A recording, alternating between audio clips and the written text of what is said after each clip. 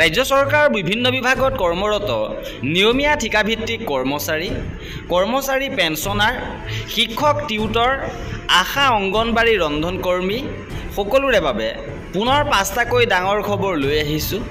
শেহতীয়াকৈ কেবিনেটৰ ফালৰ পৰা ডাঙৰ ঘোষণা কৰা হৈছে, গুৰুত্বপূৰ্ণ সিদ্ধান্ত লোৱা হৈছে। কৰ্মচাৰীসকলৰ চিকিৎসা আঁচনিক লৈ সুখবৰ আহিছে। আশা, অংগনবাড়ী, ৰান্ধনীৰ দৰমহাক লৈ গুৰুত্বপূৰ্ণ খবৰ আহিছে। লগতে শিক্ষক, টিউটৰৰ সমস্যাক লৈ খবৰ আহিছে। বিত্ত বিভাগৰ নিৰ্দেশনা আছে। সবিশেষ আপোনালোকক জনাব বিচাৰিছোঁ। ভিডিঅ'টো প্ৰথমৰ পৰা শেষলৈকে চাই থাকিব। জনাব বিচাৰিছোঁ আজি প্ৰথমটো গুৰুত্বপূৰ্ণ খবৰ। শেহতীয়াভাৱে 18 জুলাই তাৰিখে ৰাজ্যিক কেবিনেটে লৈছে ডাঙৰ সিদ্ধান্ত, যাৰ ফলত ৰাজ্যৰ ঠিকাভিত্তিক কৰ্মচাৰীসকলৰ বাবে পুনৰ এটা সুখবৰ আহিছে, য'ত তেওঁলোকে মুখ্যমন্ত্ৰী লোকসেৱক আৰোগ্য যোজনাৰ চিকিৎসা আঁচনিৰ সুবিধা ল'ব পাৰিব। কেবিনেটে APDCL, AEGCL, APGCL আৰু আদৰ্শ বিদ্যালয়ৰ ইচ্ছুক কৰ্মচাৰী আৰু নিৰ্ভৰশীলসকলক মুখ্যমন্ত্ৰী লোকসেৱক আৰোগ্য যোজনাৰ অধীনত অন্তৰ্ভুক্ত কৰিবলৈ অনুমোদন জনাইছে। ইপিনে মুখ্যমন্ত্ৰী লোকসেৱক আৰোগ্য যোজনাক লৈ আন এটা সুখবৰ আহিছে যে এতিয়া 90 দিন নহয় 60 দিনতে নিষ্পত্তি হ'ব কৰ্মচাৰীৰ চিকিৎসা ব্যয়, য'ত মুখ্যমন্ত্ৰী লোকসেৱক আৰোগ্য যোজনাৰ অধীনত আবেদনৰ সময়সীমা 90 দিনৰ ভিতৰত নিষ্পত্তি কৰি চিকিৎসা ব্যয় প্ৰদান কৰাৰ চৰ্ত আছিল।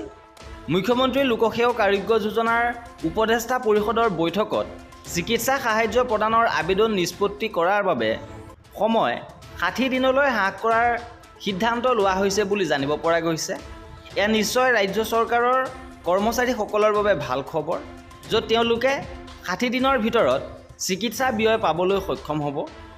এইবাৰ জনাব বিচাৰিছোঁ আজিৰ পৰৱৰ্তী গুৰুত্বপূৰ্ণ খবৰ। ৰাজ্য চৰকাৰৰ কৰ্মচাৰীসকলক OPSৰ আওতালৈ অনাৰ বাবে বাধাৰ সৃষ্টি হৈছে আৰু অহা 21 জুলাইৰ ভিতৰত প্ৰয়োজনীয় তথ্যসমূহ দিবৰ বাবে নিৰ্দেশ দিছে। আৰু যদি বিভাগসমূহে নিদিয়ে তেন্তে এই বিভাগত OPSলৈ আনিব পৰা কৰ্মচাৰী নাই বুলি গণ্য কৰাৰ কথা পত্ৰখনত উল্লেখ কৰিছে। যদিহে 21 জুলাইৰ ভিতৰত এই তথ্য লাভ নকৰে তেনেহ'লে OPSলৈ আহিব লগা কৰ্মচাৰী নাই বুলি তেওঁলোকে ধৰি ল'ব, য'ত তেওঁলোকৰ চৰ্ত আছিল যে 2005 চনৰ 1 ফেব্ৰুৱাৰীৰ আগতে নিযুক্তি প্ৰক্ৰিয়া আৰম্ভ হোৱা কৰ্মচাৰীক OPSৰ আওতালৈ অনাৰ সিদ্ধান্ত লৈছিল ৰাজ্য চৰকাৰে। সেই মৰ্মে এই প্ৰক্ৰিয়া ইতিমধ্যে চলি আছে আৰু 21 জুলাই সেই সময়সীমা বান্ধি দিছে বিভাগসমূহক। এইবাৰ জনাব বিচাৰিছোঁ মধ্যাহ্ন ভোজনৰ কৰ্মীসকলৰ বাবে এটা গুৰুত্বপূৰ্ণ খবৰ। শেহতীয়াকৈ CITUৰ নেতৃত্বাধীন সদৌ অসম মধ্যাহ্ন ভোজন কৰ্মচাৰী ইউনিয়নৰ আহ্বান মৰ্মে গুৱাহাটীৰ লক্ষীৰাম বৰুৱা সদনত 18 জুলাই তাৰিখে ৰাজ্যিক নাগৰিক সভা অনুষ্ঠিত কৰা হৈছে। নাগৰিক অভিৱৰ্তন অনুষ্ঠিত হৈছে, য'ত মধ্যাহ্ন ভোজন আঁচনি NGOক দিয়াৰ বিৰুদ্ধে আৰু সন্মানজনক মাননি বৃদ্ধিৰ দাবীত এই নাগৰিক অভিৱৰ্তন আয়োজন তথা অনুষ্ঠিত কৰা হৈছে। ইপিনে ৰাজ্যৰ টিউটৰ শিক্ষকসকলক নিয়মীয়া শিক্ষকলৈ উন্নীত কৰাৰ বাবে প্ৰক্ৰিয়া আৰম্ভ কৰিছে, যাক লৈ সন্তুষ্ট নহয় টিউটৰসকল। কাৰণ 10, 20, 30 বছৰ শিক্ষকতা কৰাৰ পিছত কিহৰ কাৰণে তেওঁলোকৰ DLED, BEd, TET লাগে? 2017-18 শিক্ষানুষ্ঠানৰ পদ প্ৰাদেশিকৰণ আইনখন শিক্ষানুষ্ঠান ধ্বংস আৰু শিক্ষকসকলক অপমান আৰু একাংশ আত্মহত্যা কৰিবলৈ বাধ্য কৰোৱা আইন। হিমন্ত বিশ্ব শৰ্মা আৰু জৈন উপাধিৰ এজন অনা অসমীয়া মানুহৰ মনুষ্যত্বহীনতাৰ পৰিচয়।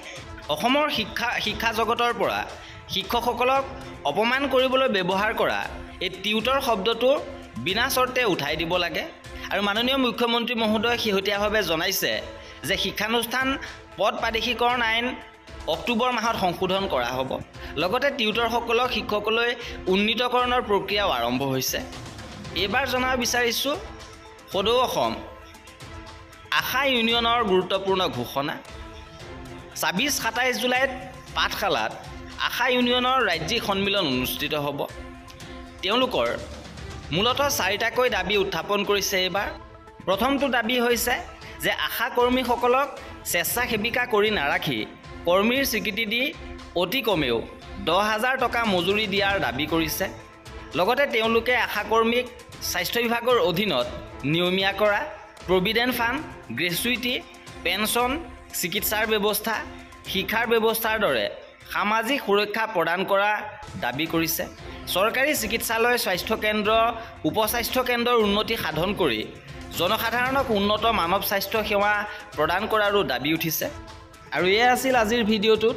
কৰ্মচাৰী আৰু পেঞ্চনাৰৰ প্ৰতিটো খবৰ পাই থাকিবৰ বাবে আমাৰ চেনেলটো ছাবস্ক্ৰাইব কৰি ৰাখিব। ভিডিঅ'টো শেষৰলৈকে চোৱাৰ বাবে বহুত ধন্যবাদ।